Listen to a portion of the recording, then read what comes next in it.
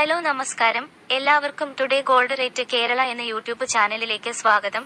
എല്ലാ ദിവസത്തെയും സ്വർണ്ണവില വളരെ നേരത്തെ കൃത്യമായി അറിയാൻ ഈ ചാനൽ സബ്സ്ക്രൈബ് ചെയ്യുക. തൊട്ടടുത്ത് കാണുന്ന ബെൽ ഐക്കൺ കൂടി അമർത്തിയാൽ ഞങ്ങൾ അപ്ലോഡ് ചെയ്യുന്ന മുഴുവൻ വീഡിയോയും ഉടനടി നോട്ടിഫിക്കേഷനായി ലഭിക്കുന്നതാണ്. സംസ്ഥാനത്ത് ഇന്നലെ ഒരു പവൻ സ്വർണത്തിന് 59,600 രൂപക്കും 1 ഗ്രാം സ്വർണം 7,450 രൂപയ്ക്കുമായിരുന്നു വ്യാപാരം പുരോഗമിച്ചിരുന്നത്.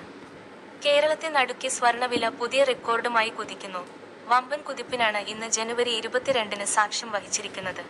സ്വർണത്തിന്റെ അപ്രതീക്ഷിതമായ കുതിപ്പ് സാധാരണക്കാരെയും ആഭരണപ്രേമികളെയും തളർത്തുന്നു. ഇന്നലെ വരെ കാര്യമായ ചലനമില്ലാതെ വില കൂടിയും കുറഞ്ഞും മുന്നോട്ടു പോവുകയായിരുന്നു.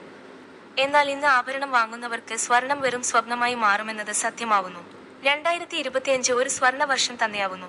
രാജ്യാന്തര വിപണിയിൽ സ്പോട്ട് സ്വർണ്ണ വില ഔൺസിന് $2,751 വ്യാപാരം നടക്കുന്നത്.